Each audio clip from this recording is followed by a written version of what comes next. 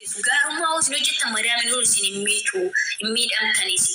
Garuu isin uffata TikTok asinni sa'aatii TikTok irra galee TikTok kan hojjenne ebelu faana naasofne best friend gosa kana faana naasofne. Ai best friend abbaa manaa keenya ani torban lamatti dubbisa kalli walli.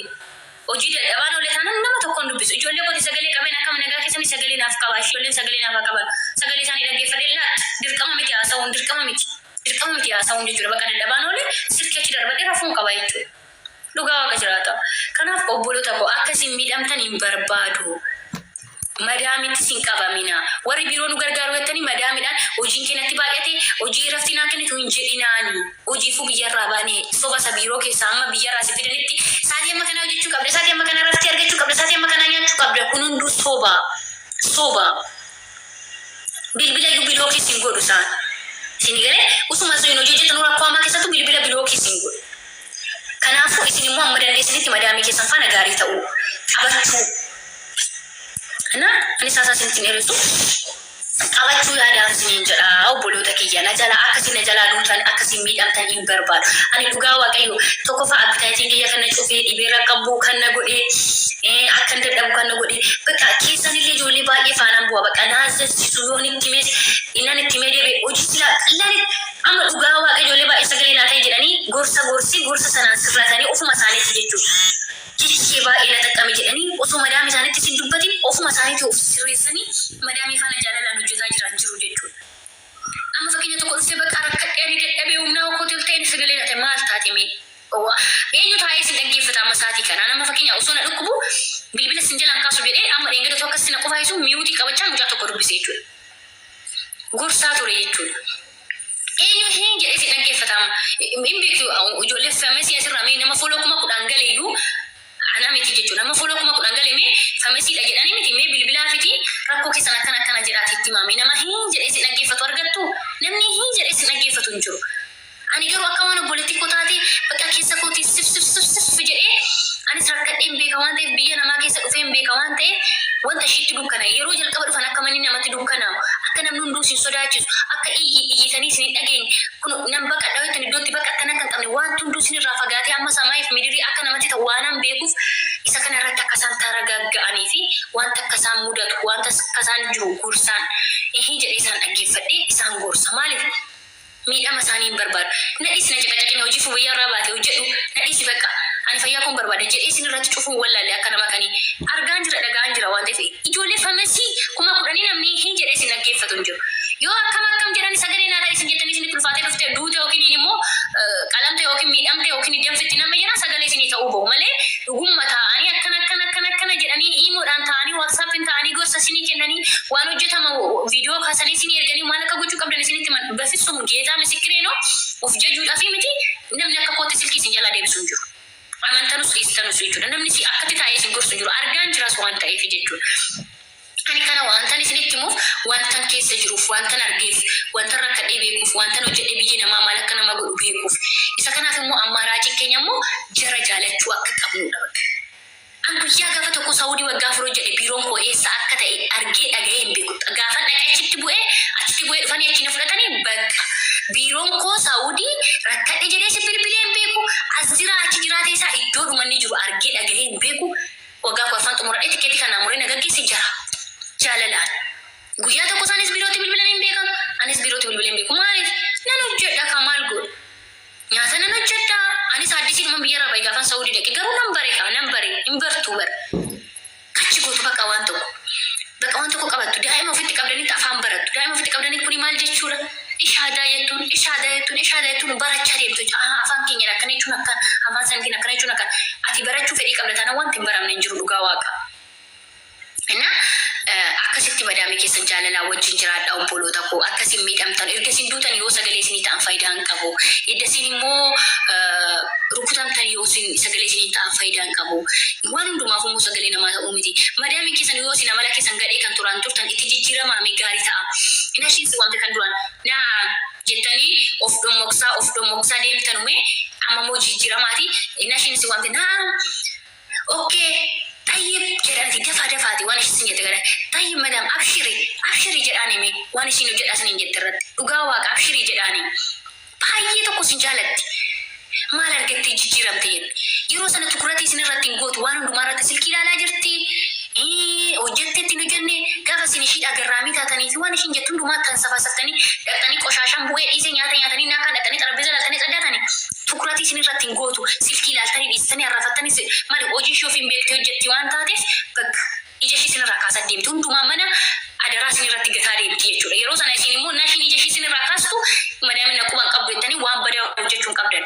Ishiin isin tamaamanteeti beektanii gaafa ishiin isin tamaammantee ija ishii isin irraa kaaftee maal hojjetaa oolte maal goote mee maal hojjette isin jechuu dhiiste waan sitti tamaamantuuf waan ati akka hojjettu beektuufi malee akkati dhoskitee achitti qoshaashaa dhiistee dhuftee teessuuf akkati sila madaamin kokkeeriin qabdu mana ishii ilaaltu jettee akkati camalattee dhaqxee isaati 24 silkiirra teessuufi miti.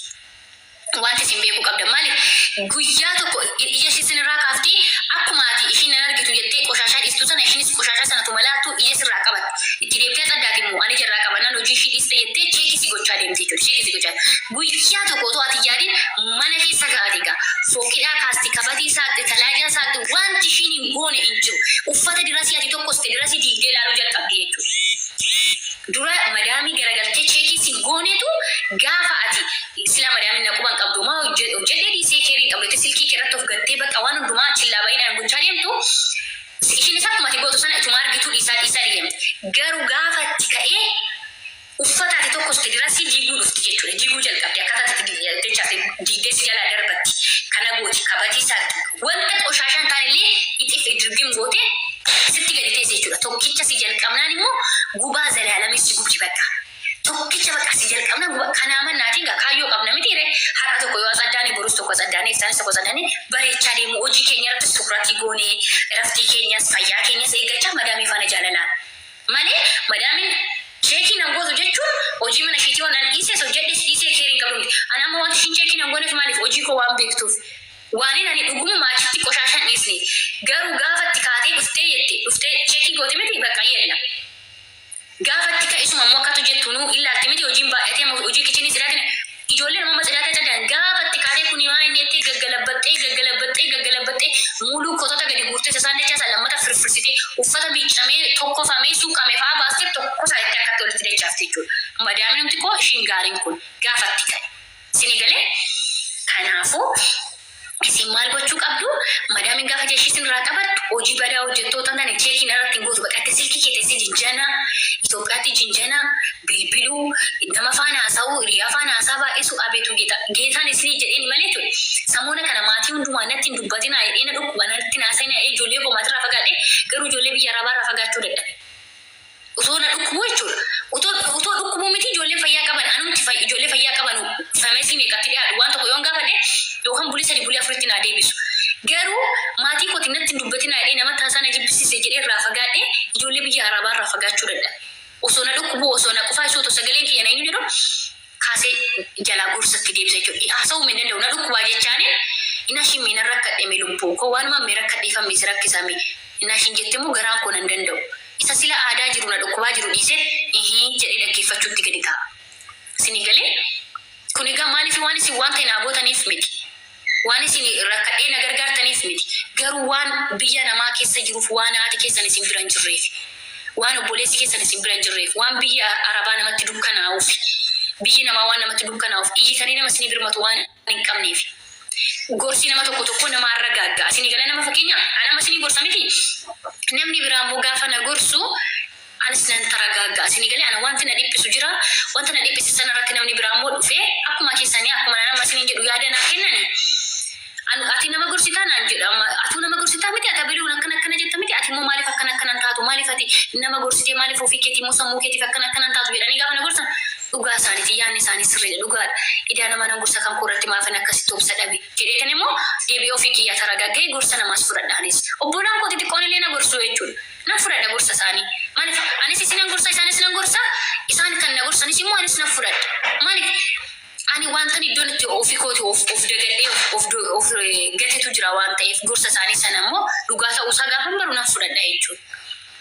Kanaafin isin gorsa obboloota kiyyaa madaamii keessan jabeessati qabadha yoo dhukkubsattan kan isin akkamsiisuu shiidha yoo rakkattan kan isin gargaaruu shiidha akka dafa abbaa keessanitti kanaafu biiroo tamaamantanii madaamiidha wajjin bu'ina argaa jirtu biiroon ijoollee ajjeesuu malee ijoollee dararuu malee wanti inni godhaafii jiru hin jiru. Masheen madaamin tokko hojiidhaaf malee waa biraatiif nama fidattu.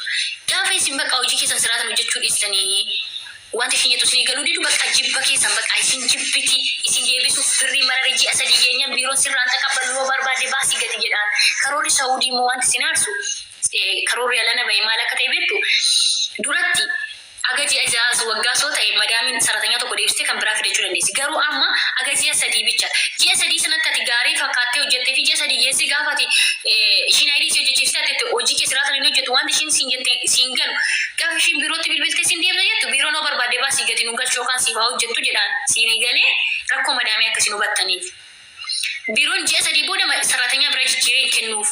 Erga ishiin ayidii keessan isin hojjette. Ishiinis immoo birrii isinitti baaftee birrii 7,800 isinitti baaftee biiroodhaa isin fudhatti. Isin immoo damuusa kanfalti. Ayidii hojjechiisteetti. Isin galee obboloota koo. Kanaaf biiroon immoo hin taqabbaluun. Isin hin taqabbaluu jechuudha. Yoo ishiin isin deebiste ishiidhaa birrii ishiin deebisuuf. Wanti madaamiin isin darartuuf maal akka ta'e isinitti immoo otoo ji'a sadii gaafa isin fixxanii ayidii isin hojjechiifteen booda biirootti deebitanii biiroon ishiidhaa saratanyaa jijjiiruu yookiin birrii deebisuufi ta'e rakkoon qabu madaamiin isin deebiste. Garuu waliigalteen biiroo akkasii miti. Isin ji'a sadii darbinaan madaamiidha saratanyaan isin geeddaramuu fi birrii ishii isin deebi'uuf. Kanaafuu ishiin maal gootiree inni hubattii miti isin gubdi kaaree. Waan isin jedhu dhageessu isin jetti si kabalti, si abaarti, nyaata si dhowwiti. Maaliif nyaata sana jettee akkas hojii siraatan hojjettuuf wanti ishiin isin jettu akkasii galuufi malee akkati nyaata cirraa hin nyaanneedhaaf miti. Namni nyaatan ala kan jiraanne ni beeku isaanis. Garuu waan ati aarsituuf waan ati ishiin sin jette waan ati hin qabanneef biiroon immoo ji'a sadii booda jalqaba si jaallatteetti gaafa immoo ati dhattee waan hunduu adeemsa keessaati waan ishiin sin jettu siin galu hojii kee sirraatan hin hojjettu sumarra sitti himte boru sitti himti hin yaaddofti. Isin galee hin yaaddofti. Kana jetteeti isin dararti. Kana jetteeti isin cinqiti. Kanaafi madaamii keessan jaaladha. Walii galtee godhadha. Ani Saawudii waggaa 4 hojjedhe jiru tachii waan jedhamu qaban Itoophiyaatti galee qabadhe. Biteen galee Itoophiyaatti qabadhe tachii lamaan bitee galee jechuudha. Garuu Saawudiitti kaameraa qabaatu malee bilbila teeknoodha kan Nookiyaadha kan inni qabadhe. Gaafa maatii dubbisu rigii viidiyoo dubbisu bilbila madaamiitiin ture kan inni dubbisaa ture. Kan koo garuu qaxxataa daayirektii bichaa dubbataa jechuudha. Maasini jechuun barbaade erga bilbilli kun dhufee rakkoon baay'ee ni dhufee akka jirutti. Badii kan isin gorsu jira. Akkana yoo ishiin rafti isin kennite maaliif hojjetta? Inni hojjetu jedhee hojii dhaabetu jira. Amma kana hojjedhu amma kana dhiisee amma kana teessee rafachuu qabda jedhanii si gorsu tokkolii si gorsu kanatu jira. Kanaaf isin immoo isa kana dhaga'uun qabdanii bilbilli kun baay'ee tokko akkuma gaarii ta'e miidhaa fideera. Lubbuu keessan adaraa isiniin jechuun barbaada obboloota koshi. Mana lubbuu keessaniif adaraa akkasiin duutaan hin barbaadu. Akkasiin miidhamtan hin barbaadu. Anis jeetii nyaata qopheessaa.